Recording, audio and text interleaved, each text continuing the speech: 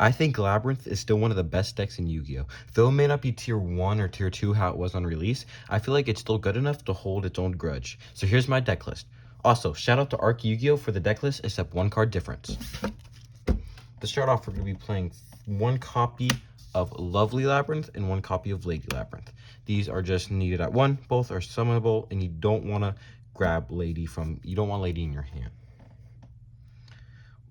2 copies of Arius, the Labyrinth Butler.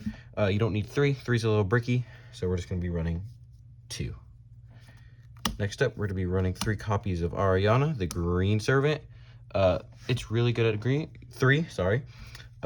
It's your best normal summon in the deck, and it's always a good bait for those ass blossoms, so you can use your bait welcome.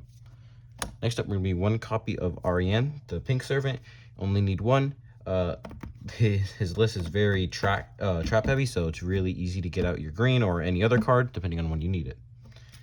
For furniture, we're running 1 Kuklok, which is searchable, also pretty bricky.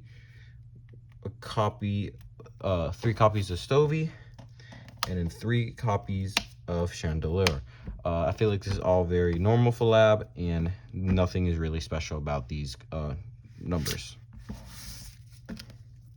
For hand traps, we're going to be playing 2 Nib and 2 Ash. Now, I'm thinking about playing 3 Nib. Nib is really strong in this format, so I feel like playing 3 is really necessary. It's not, I don't feel like playing 3 is necessary, but I think it's really strong to play 3. But I'm going to definitely substitute Nib for some engine and some extra traps. For our welcome spells and traps, we're going to be playing 3 copies of Big Welcome, best trap in the deck, and then 2 copies of your normal welcome, second best trap in the deck. Also very standard for Labyrinth, very standard numbers here, so don't need to say much about it. For our non-engine traps, we're going to be playing 2 copies of Transition Rollback, 3 Imperm, 3 Trap Trick. We have some more, but I'm just gonna go over these. Rollback is good at 2, bricky, but it can come in clutch at a lot of times. Infinite Impermanence is a great hand trap, no matter what deck, and Trap Trick can definitely come in clutch a lot. You don't know how many times I have basically won a game or won a match due to Trap Trick. This card is really good, especially in this deck. Next up, we're gonna be playing 3 copies of Durham Cannon. This is the best card in the deck. This can stop many decks with just this activation. It can stop Lynx. It can stop almost any other deck. Yes, and it's really easy searchable, so due to Lady. Some one-ups are going to be Punishment, Dimension Ground, and Barrier.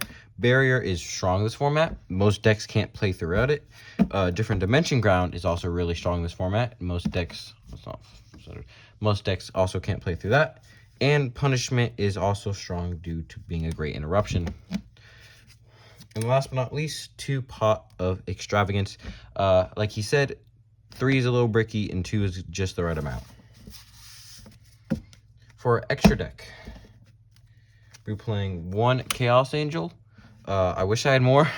I only have 1 right now. Chaos Angel is probably going to be your boss for the extra deck, I would call it. There's nothing really else to go into besides your Chaos Angel when you have Stovey in at a level 8. So that's going to be one of your best bets here. For extra deck, link-wise, we're going to go 1 Relinquished, 1 Muttcracker, 1 Moon of the Closed Haven, 1 Dark Summoner, 1 Underworld Goddess, 1 Access, and 1 Knight. These are going to be your links. You won't be going into these often, but you can definitely go into Muttcracker sometime, and there is a combo to go to Underworld Goddess sometime, so those are really good. Relinquish can also come in clutch due to summoning Kuklok.